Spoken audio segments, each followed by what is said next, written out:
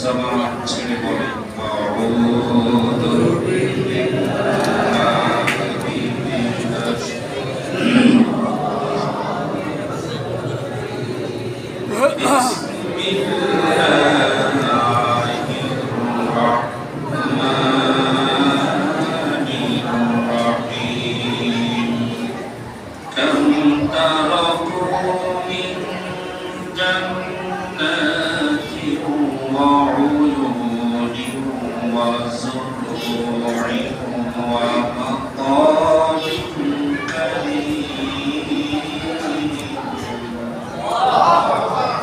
ونعمة كانوا فيها فاكهين كذلك وأورثناها قوما آخرين فما بكت عليهم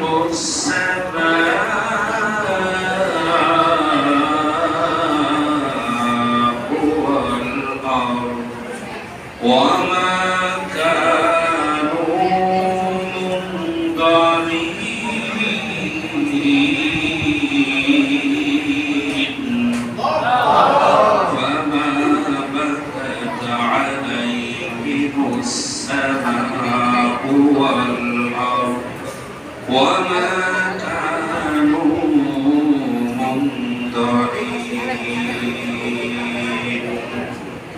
وقال تعالى في شان حبيبه إن الله وملائكته يصلون على النبي يا أيها الذين آمنوا صلوا عليه وسلموا تسليما اللهم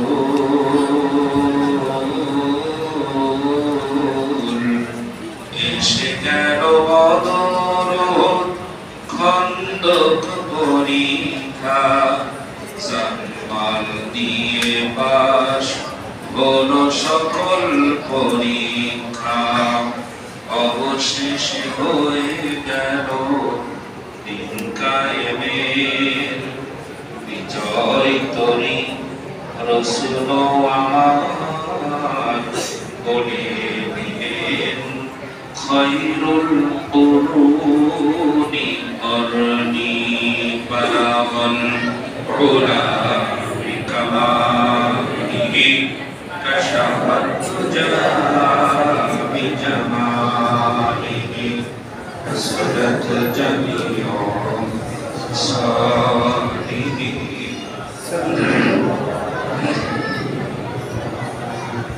পৃথিবীতে কেউ স্থায়ী হয় না হোক হোক না সে খালেদা কিবা হাসিনা, ক্ষমতা চিরকাল রয় না।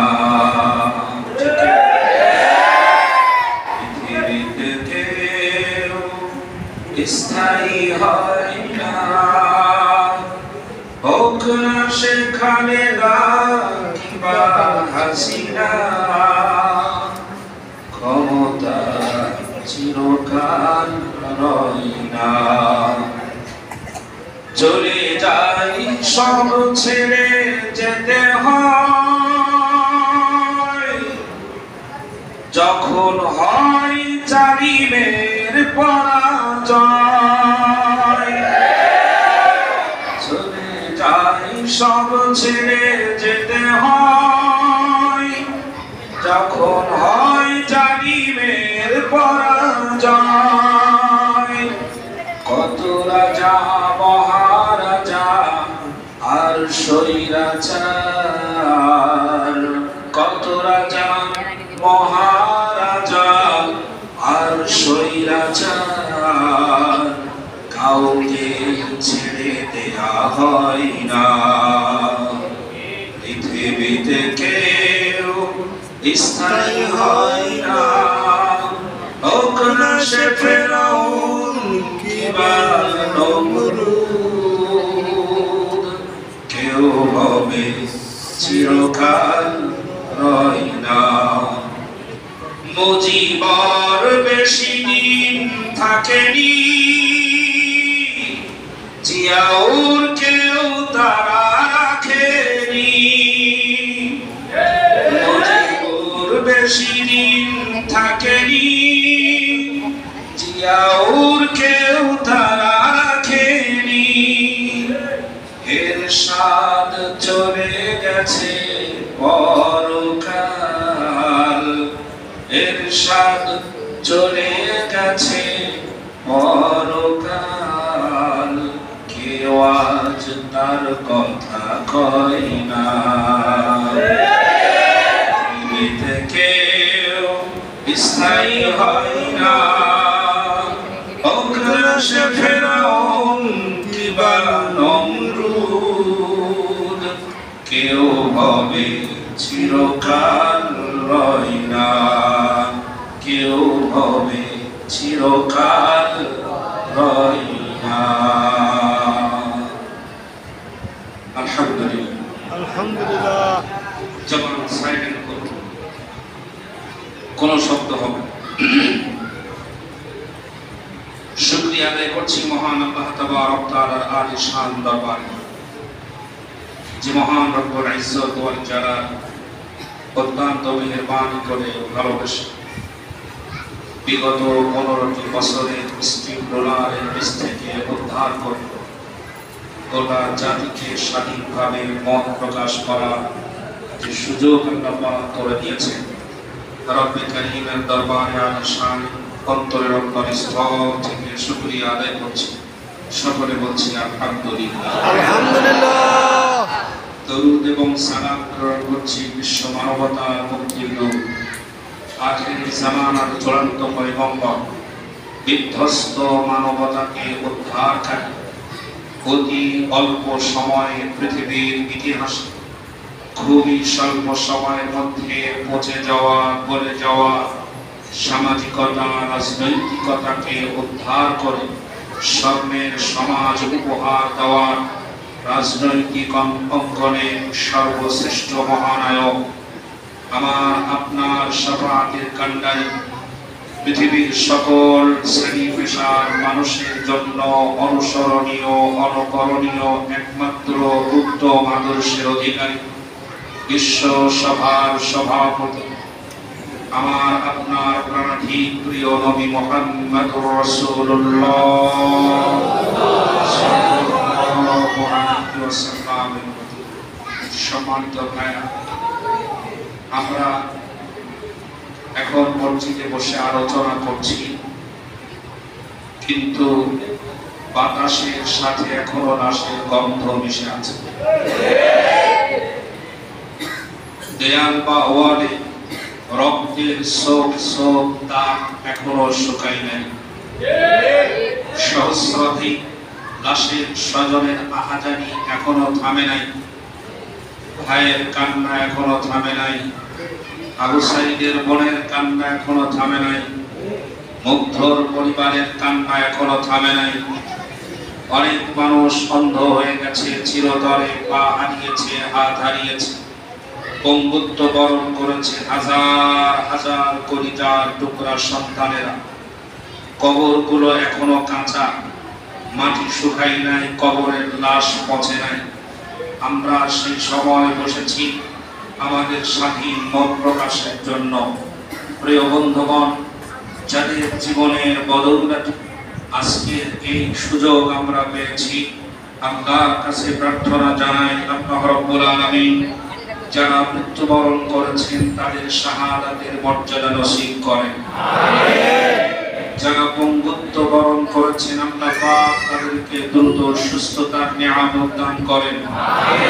তাদের পরিবার পরিজনদেরকে সুন্দরভাবে সবর করার তৌফিক দান করেন।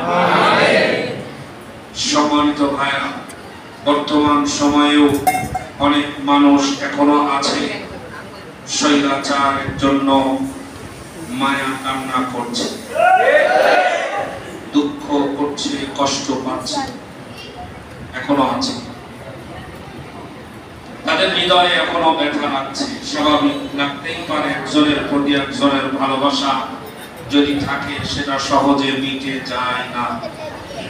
তবে বিশ্বাস করেন, এত লাশ, এত সন্তানের কবর, এত ছেলেদের রক্ত, এত ছেলেদের জীবন ঝরা দেখেও যদি এখনো কারো কষ্ট লাগে, ব্যথা লাগে, এই মালগুলো যদি মুসা আলাইহিস সালামের জামানায় জন্মগ্রহণ করত পৃথিবীর বুকে, তাহলে এরা মুসা নবীর জন্য না কেঁদে ফেরাউনের জন্য কাঁদত। মুসা নবীর জন্য দুঃখ করত না, কার জন্য দুঃখ করত? ফেরাউনের জন্য দুঃখ করত। যদি বলেন যে তাহলে সে তো একজন মুসলিম ছিল, সে তো একজন